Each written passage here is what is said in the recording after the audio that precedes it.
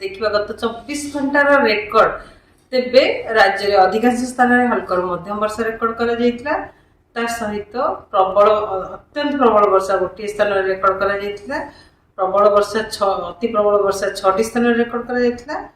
प्रबल वर्षा 36टी स्थान में रेकर्ड कर सहित सर्वाधिक वर्षा कटक जिलार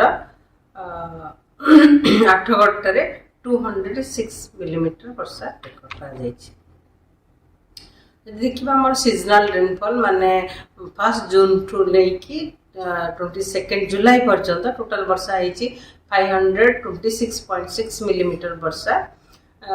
जोटा कि जहाँ फल कि वर्तमान पूरा राज्य रे 17% अधिक वर्षा रेकर्ड है। वर्तमान सिचुएशन रही कि मानसून ट्रफ आमर साउथ ईस्ट को पर्यंत आसी north bay of Bengal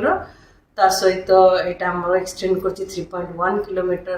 height समुद्र पतन ठारू सहित आउ गोटे ईस्ट वेस्ट सियर जोन रही जोटा कि आमर 5.8 टू नहीं 7.6 किलोमीटर उच्चता पर्यंत समुद्र पतन ठारू 5.8 टू 7.6 किलोमीटर उच्चता पर्यंत विस्तारित होती जोटा कि टिल्ट करुच्ची साउथ वार्ड कि दक्षिण को टिल्ट करुच्ची उच्चता सहित जहाँ फल आगामी 24 घंटा वर्षा जदि देखा पूर्वानुमान तेबे पूरा राज्य रे अधिकांश स्थान में हल्का मध्यम वर्षा रहिबार संभावना रही। मम्मा भरोसा माने कोन? पात्र इलेक्ट्रॉनिक्स संपर्क एक भरोसार सहित प्रबल अति प्रबल वर्षा गोटे कि 2टा स्थान होबार संभावना रही। झारसुगुड़ा सुंदरगढ़ और केउंझर जिले में सहित प्रबल वर्षा गोटे कि 2टा स्थान में जमती कि बरगढ़ संबलपुर बौद्ध बरगढ़ संबलपुर देवगढ़ अनुगुल ढेंकानाल जाजपुर कटक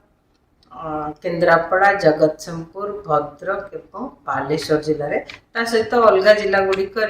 मध्यम वर्षा सहित कांबा स्थान में बिजुली घड़घड़ी होबार संभावना रही। 23 तारीख रे उत्तर ओडिशा जिला गुड़िक अधिकांश स्थान में हल्का मध्यम वर्षा रहिबार संभावना रही। सहित दक्षिण ओडिशा जिला गुड़िक अनेक स्थान में हल्का मध्यम वर्षा रहित प्रबल वर्षा गोटे कि 2टा स्थान में होबार संभावना रही जमीक झारसुगुड़ा सुंदरगढ़ केउंझर और मयूरभंज जिले में आम उत्तर उपकूलवर्ती अंचल जिला गुड़िक जमीक बालेश्वर भद्रक जाजपुर केन्द्रापड़ा कटक जगतसिंहपुर जिले में वर्षा सहित गोटे कि 2टा स्थान में बिजुली घड़घड़ी और झटका पवन 30 ରୁ 40 किलोमीटर पर आवर रही संभावना रही। 24 तारीख राज्य अनेक स्थान में हल्का मध्यम वर्षा होबार संभावना रही। सहित प्रबल वर्षा गोटे कि 2टा स्थान में होबार संभावना रही मयूरभंज और बालेश्वर जिले में सहित बिजुली घड़घड़ी और झटका पवन होइपारे। कटक जगतसिंहपुर केन्द्रापड़ा जाजपुर भद्रक जिले में वर्षा सहित गोटे कि 2टा स्थान में बिजुली घड़घड़ी और झटका पवन 30 ରୁ 40 किलोमीटर पर आवर रही संभावना रही। 25 तारीख रे राज्य अनेक स्थान में हल्का मध्यम वर्षा रहिबार संभावना रही। सहित सुंदरगढ़ केउंझर मयूरभंज बालेश्वर जिले में गोटे कि 2टा स्थान में प्रबल वर्षा होबार संभावना रही बिजुली घड़घड़ी सहित आ सहित भद्रक जाजपुर केन्द्रापड़ा जगतसिंहपुर कटक जिले में वर्षा सहित गोटे कि 2टा स्थान में बिजुली घड़घड़ी और झटका पवन रहिबार संभावना रही। 28 तारीख में पागर स्थिति सामान अनेक स्थान में हल्का मध्यम वर्षा होबार संभावना रही। सहित प्रबल वर्षा गोटे कि 2टा स्थान में बालेश्वर मयूरभंज केउंझर सुंदरगढ़ जिले में भद्रक जाजपुर जगतसिंहपुर केन्द्रापड़ा कटक जिले में वर्षा सहित गोटे कि 2टा स्थान में बिजुली घड़घड़ी झटका पवन 30 ରୁ 40 किलोमीटर पर आवर संभावना रही। 27 तारीख में राज्य अनेक स्थान में हल्का मध्यम वर्षा सहित मयूरभंज केउंझर जिले में गोटे कि 2टा स्थान में प्रबल वर्षा होबार संभावना रही। 28 तारीख में पागर स्थिति सामान रहिबो। आगामी 24 घंटा मत्स्यजीवी मानक वार्निंग जारी कर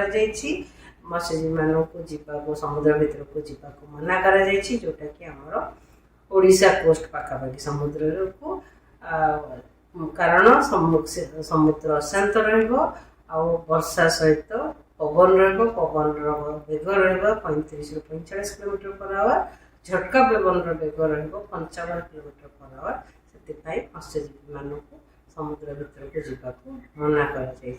आगामी 24 घंटा धन्यवाद।